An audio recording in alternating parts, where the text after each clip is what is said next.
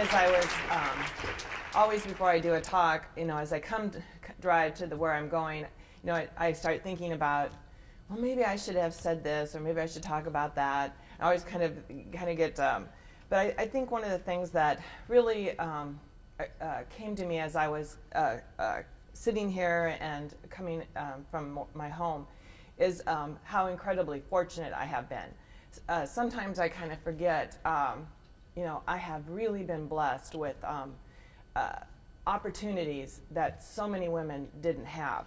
And I thought, a way I might start is to talk a little bit about Japan. Our biggest customer is a Japanese company. They're 25% of our business. We have been with them for 35 years. We have a long, long relationship. And when I first started working at Streck, I was responsible for their product lines, making sure their orders were in, taking care of all their labeling, packaging. And when I became president, my father was very, very concerned about whether they would accept me as president. And he said, we're going to have to go there and ask their permission and be sure that they're too important, and we need to see how they feel about it. So he and I went to Japan. It was my first really long international trip, and we had dinner that first evening, and it was in a very typical Japanese type dinner arrangement. And for me, I think I was like 39, sitting on the floor, and having these women all dressed very elaborately, serving us, and not understanding a word anyone was saying. It was very overwhelming. Plus, I was having major jet lag. And the meal went on and on and on. And I soon found out that when we met with the Japanese, what would happen is they would say something, and then someone would interpret it. And then we would say something, and someone would interpret it. And it would be really long. And I kind of started falling asleep. And my dad kept, elbowing me, saying, wake up, wake up. And toward the end, my dad said, I'm considering promoting Connie to president. I really want to know how you feel about that. And something occurred. I wasn't quite sure. And we got into we left, and I said, what did they say? And he goes, they said you're a nice girl and it's okay. So, so that was my, and I think one of the things that I've appreciated about the Japanese, and I think probably because I was an American and I was my father's daughter, they totally accepted me. And we have arguments, we have discussions, they always say, oh, Connie-san, tough negotiator. But there's very much a feeling of equalness that they allow me, which I sometimes forget what a privilege it is that they do that. Because the women in their country don't easily move up to executives. I have never met a Japanese executive. I know there are some in Tokyo and stuff, but not in this company. It's a very, very traditional business. And women now are engineers, so we have engineers working on our projects. But still today, I just was there a year ago, and in this building that I was going up, there were two women who were dressed in the outfits they wear. They wore a blue suit, and as I went up the elevator, they bowed until I got to the top of the elevator. Now that's great, great respect for me, but at the same time, I felt, oh, please don't do that. But it's their culture, and it's very different. We are very fortunate and relieved for our customer. This last earthquake did not impact them at all. As far as their facilities and their people. But the last earthquake did, and they are in Kobe, Japan, and Kobe was completely flattened. And so it was a number of years before I went back after that earthquake. And I think Japanese people are so resilient, and they would take me to all the different sites, all the different buildings that had been just destroyed. Here they were all being rebuilt. And then one of the things they really wanted me to see was the earthquake museum. And in the museum, you could actually go in a room and have the sense of being in an earthquake. the room kind of moved, the buildings would kind of move around that were on the screens. And a couple of Japanese women, fainted. It was a real, and then the rest of the exhibit was how they had rebuilt the buildings and built them with all these suspensions and springs, so that when the next earthquake came, the buildings would move with the movement of the earth. So I think the nuclear problem they're having is maybe going to be overwhelming, but their ability to come back and to be so resilient and is amazing. And I think anything you can do in prayers and financial support, our giving will be through the Japanese Red Cross. I know that they'd be much appreciative.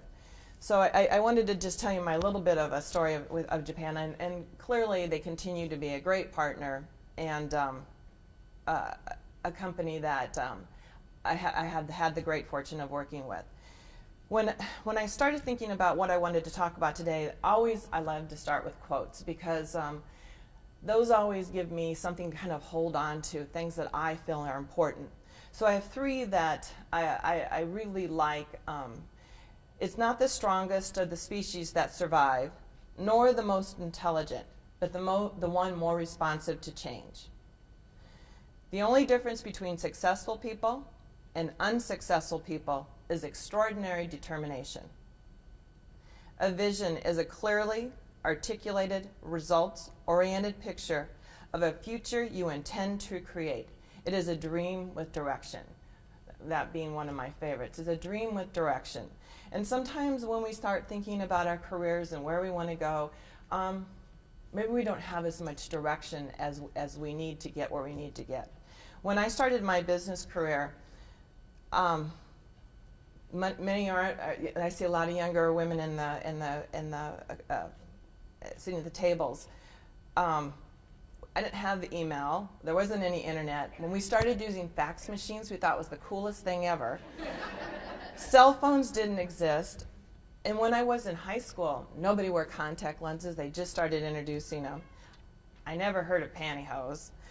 And the world just keeps changing faster every day. And I graduated from high school in 1970. Women weren't in the workplace when I graduated. My dream at that time was to finish college, get married, raise kids, and be a great mother. And that's what my mother did. So when I became president at 40, it was always meetings with men. Rarely did I see women managers, never women executives. And there were very few women role models or mentors. I did have 3 children, and trying to work full time with little support was really difficult. And it was at a time too when people defined women more as mothers. So my neighbors, my mother, other parents, they were holding me to the standard of what mothers are supposed to be. And I tried to be all things to all people, but let me assure you, there's only 24 hours in a day. That's all any of us get. We don't get any more. And work-family balance doesn't exist as you move up the world of business. I kind of struggled with how I would talk about this topic, but the fact is, it's really difficult if you have children, you have a family, and you're an executive. I always made sure my children were taken care of, but it wasn't by me. If I had to choose a basketball game or a business meeting, I had to choose the business meeting. If you aren't there at work, it's very difficult to be the boss and to move ahead. It's hard to take off time to raise children and expect to stay in the same place with your career. It seems unfair, but I think that's our dilemma. We have a dual responsibility in life. I had children, I stayed home in my 20s. I started my business career when I was 29. So in some ways, I was really lucky that I did that. I had children really young. I had 3 of them. I had my last one at 29. I worked at night at the University of Nebraska Medical Center and then took care of my kids during the day. That worked out really well for a time. So, but when I did start my business career, I'd had kids. They were past being babies, but I was really, as I always say, genetically lucky that my father is a genius and started a great business. He spent his life developing intellectual property and knowledge about stabilizing blood cells, and cells such as white cells, red cells, and platelets, kind of give you an idea of what we do. The technology is what is 85% of our products. I've worked for my father for 30 years. You know, I started in technical services, and he said, why don't you come and work for me? We get customer calls all the time, and we need someone to answer the questions. And our customers were like me; they had the jobs I had, so I knew what their problems were. So I said, you know, I'm not sure I want to leave the hospital because I'm making so much money there. You know, X, not so much, but X dollars. And I said, if you'll pay me what they'll pay me at the hospital, I'll come work for you. And he was like, well, I don't think I want to pay you that much. And I said, well, I don't know if I want to leave then. So we agreed on a price, and I went to work for him. Well, I started out part-time, thinking I could manage this with my kids and being part-time. But the fact is I fell in love with what I was doing.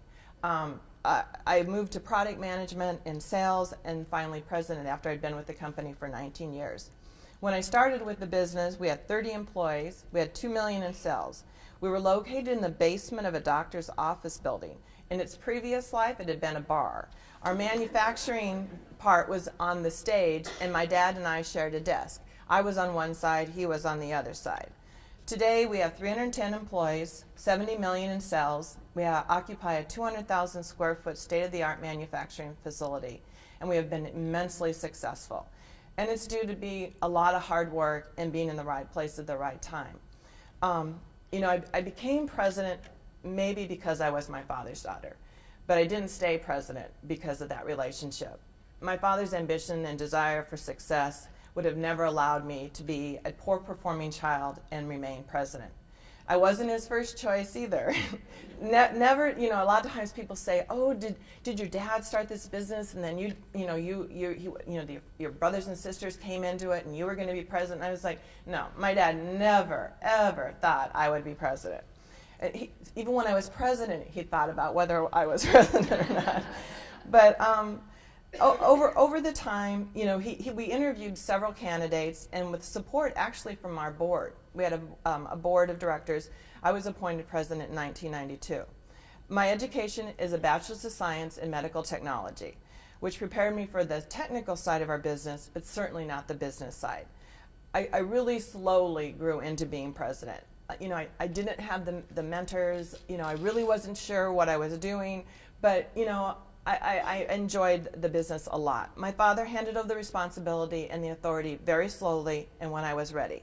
As I took on the new role, I had the opportunity to spend a lot of time with great mentors and additional time to expand my education. My father, he would not call them mentors, he would call them consultants. But he was a great believer in consultants, and we had several who were mentors to me.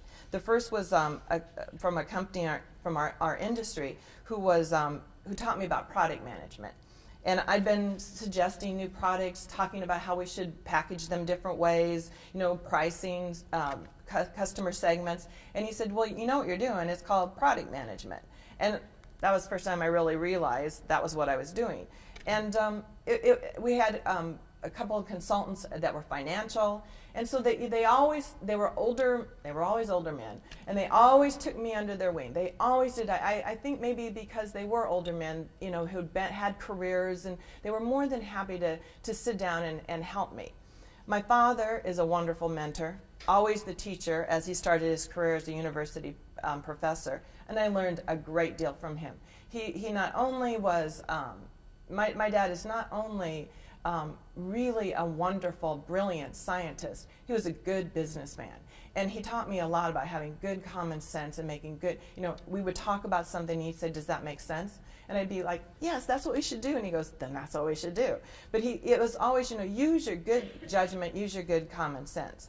And working with my father, though often difficult, has been one of the great rewards of being at Strack. You know your father, you all have different father images. My father was all-knowing, perfect. We were sure he was next to God. And having a chance to work with him side by side gave me the chance to know him as a real person. And today, you know, I think of my dad as a good friend, my business partner, and my father. So, you know, you just don't often get that opportunity. I had the opportunity to continue my education. My dad thought he could teach me everything I needed to know, but I really felt, you know, I needed to learn more. I had a medical technology degree. I really didn't, you know, got numbers, but I didn't understand how to read the financials, and I wanted to get a better education. So I tried to register at UNO, and I tried to take the classes at night that they had. I tried accounting, computer science, economics, marketing, but I was doing a lot of traveling. I had a big workload, and I just couldn't get to class. And so, you know, I took what I could, but I wasn't doing well doing it that way. So I looked at executive business programs that would provide the training I was looking for. And several of my friends had attended Harvard's what they call Owner's President Manager's course. And it's 9 weeks, over 3 weeks, over 3 years. And it took me a really long time to convince my father that Harvard could teach me something and that the program was worthwhile. And then he agreed to let me go. And I was gone 3 weeks, you know, for 3 years doing that. That was a wonderful program. I met people that were managers. You know, the thing that I would want to say, there were probably 3 women and 120 men. And that continued to be the way it was all through my career. There'd be 3 women and 380 men. Always there, you know, we have struggled to move into those positions. And I think that's why I say now when I'm talking to you is how very, very fortunate I was to be in the place I was, to have the support of my father. No one else but my father would have given me that job. Later I joined a group called Young Presidents Organization, and it's an international group. We have a local chapter here in Nebraska. The group consists of people who became presidents before they were 40. Most of them are part of family businesses, and I joined a small group called Forum that met every month before our chapter meetings. And these people became my mentors, my friends, my cheerleaders. At 50, you have to move out of the organization. We always call it Old People's President's Organization, but it's called CEO. But there was great value in having mentors. So in our group, there would be people at various ages in their 40s, or even some that were in their 30s. But having people that had either worked in public companies, worked in for their father, maybe they were 4th generation. That was a really wonderful opportunity for me. Again, it was all men. I had one woman friend that was in that group. They had great education. I took advantage of it whenever I could, and it gave me an opportunity to really connect up with my community. Streck is a manufacturer of clinical laboratory products. You don't buy them at Walgreens. Most people don't even, you know, I think lately people have a pretty good idea who we are, but for a long time it was like, what do you do and where do you work? So, you know, it gave me a really good chance to connect up with my community. And joining YPO and CEO really taught me the value of networking. If of anything I have learned is how valuable networking is, that I don't know when it might lead me to the next person who'll give me that idea that'll solve a problem that I'm working on, or someone else I can connect up with. I think we all maybe, if anything you could work on is, you know, the mentoring part, but the networking part. The more people you know, the more people you can connect yourselves. And what you soon find is the world is a very small place. I also had an opportunity that it kind of unique is I got a chance to work with really big corporations. We have partnerships with big companies: Bayer, Roche, Siemens. Sysmex is a big company in Japan. They're part of a big electronics company called TOA.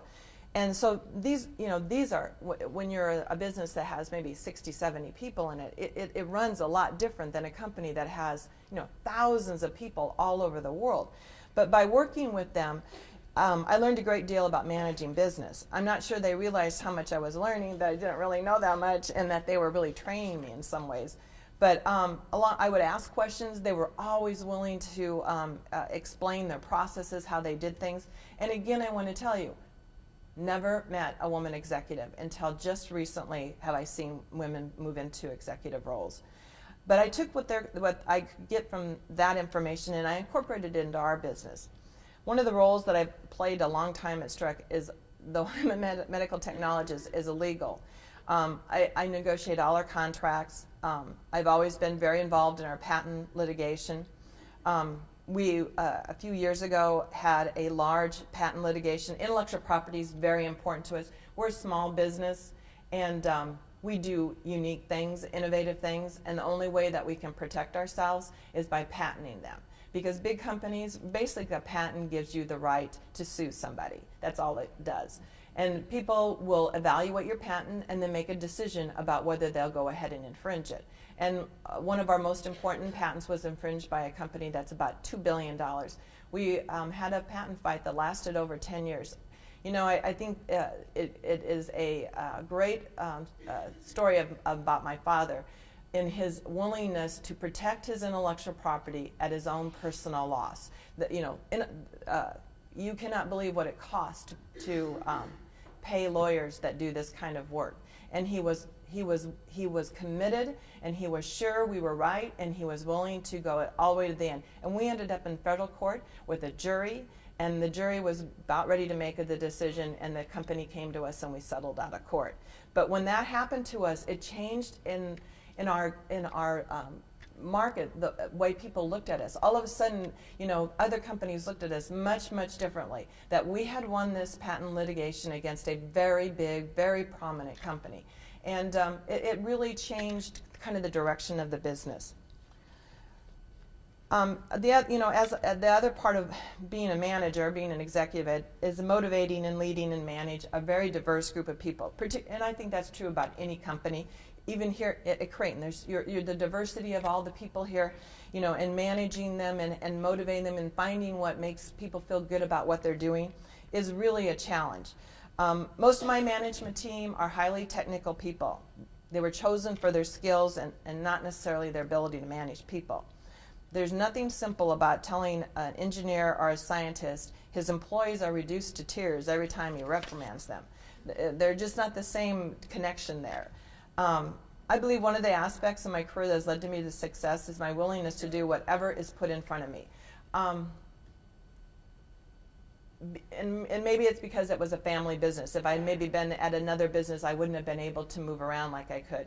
But I have worked in quality control, I've worked in manufacturing, I've worked in shipping and packaging, I've worked in sales and marketing. And one summer we had a huge contamination problem that really threatened to shut our business down. And I worked wherever they wanted me to, manufacturing, QC, and I did that till our problem was resolved. Because I had the technical background, they could use me that way.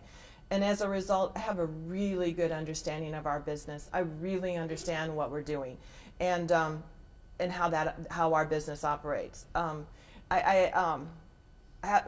Bruce Simon is a very, very good friend of mine. And you would never think Omaha Steaks and Streck Laboratories had anything to do with each other. But we have a lot of common problems. And recently I went through his distribution center. And I had been through his distribution center about 10 years ago. And he had this machine that you would, the coolers, we package our product in coolers. It has to have ice in it. We package it in coolers. Each cooler goes to individual customer. Sometimes the coolers are huge and they go to Japan or whatever. But we package in coolers. He packages in coolers. But they put dry ice in them. But we used to put ours in a box. And a box costs like, now today it costs about 40 cents. Well, he had this machine, and it was like putting shrink wrap on the cooler and closing it all up and putting all the documents on it, and then just shrink wrapped it together. And I was like, we could use one of those, and we have one. And it costs 3 cents to run that, that cooler through the shrink wrap machine, and then, not throwing away all these boxes.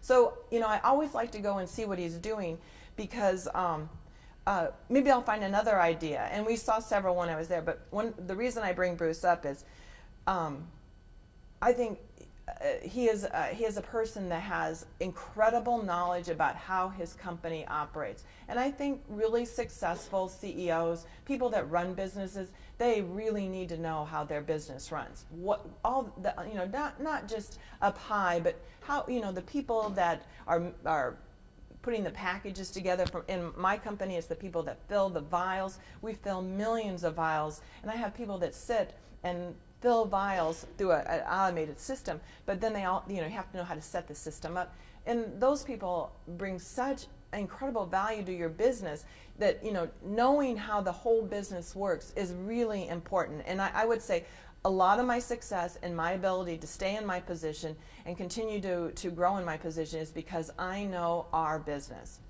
I think people sometimes turn down those opportunities because it doesn't match up with the job title or the work doesn't meet their expectations. But I really encourage you to try those things because and search for the perfect job. When I graduated from college, I thought the perfect job was to be a staff technologist in a hospital. A year later, I knew that was not the job for me. But never would I have thought this was the job for me.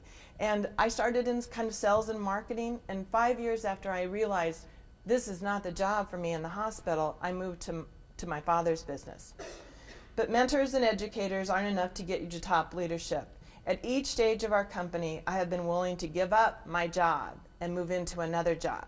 I think that's something sometimes people don't talk about too much, but when I was the technical service person and they wanted to take that job away from me and make me product management, I had to show someone how to do that job, and I had to give up that job and move into another job.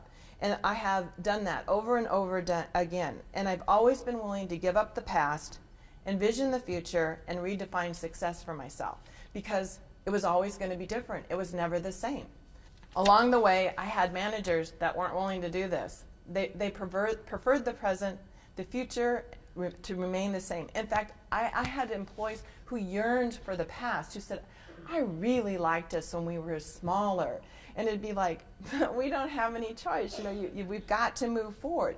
And so a lot of times I had to move people out of their jobs and put other people in that would move us to the future.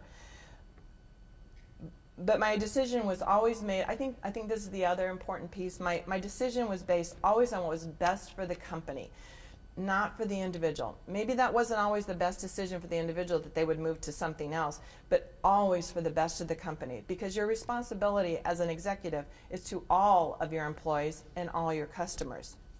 Moving from product management to president took continued development of goal setting skills.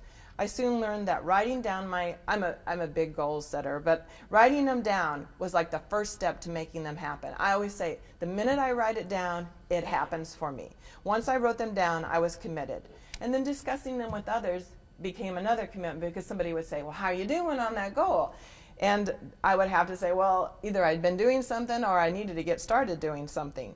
And then, I broke the goals down and I would make them something that I could work on, daily, weekly, monthly, and I could keep track. Right now I have a book and it has my personal goals, my health goals, my professional goals, and then I have them all divided up. Now I might have overdone it a little bit, but it keeps me on track because the days move by so quickly, especially when you're at my age. It's like, how does time go so fast? And then a month's gone by and you haven't made any progress toward what you want to do and what you want to be. And having my goals written down, going back and reviewing them at the end of each month helps me get that much closer to where I want to be.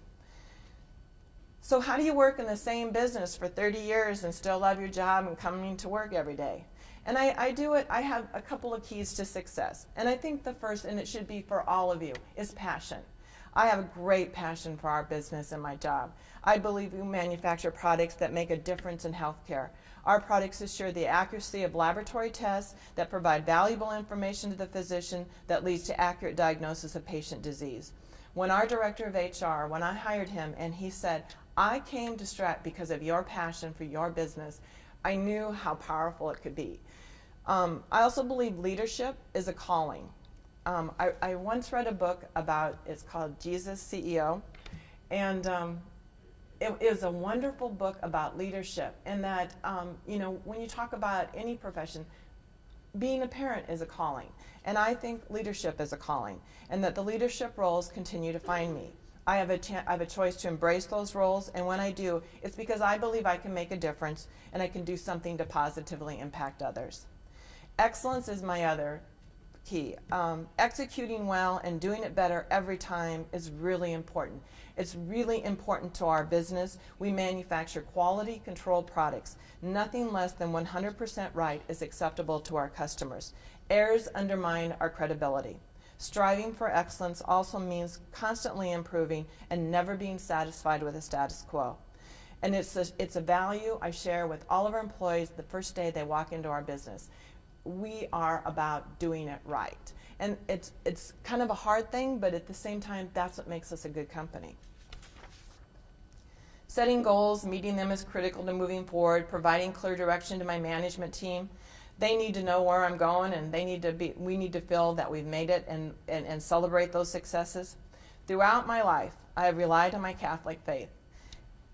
In a prayer that this is my high school class prayer. I remember that we chose it. I don't know if they do that in high school anymore, but I went to Mercy, and every class had their own prayer. And I'm not sure how we ended up choosing this one, but it has served me well. God grant me the serenity to accept the things I cannot change, courage to change the things I can, and the wisdom to know the difference. Many, many times, I believed I had the power to change people, situations, companies, you name it. Somehow I could make them change. But when I really became frustrated, I'd get back to the serenity prayer and remind myself I really only had control over my own thoughts, words, and actions. Only once in my career did I ever convince someone who resigned from our company to stay. Usually once people resign, they've gone through the process, they kind of, they're ready to leave. But he was a critical person in my management team, and I was like, you can't leave.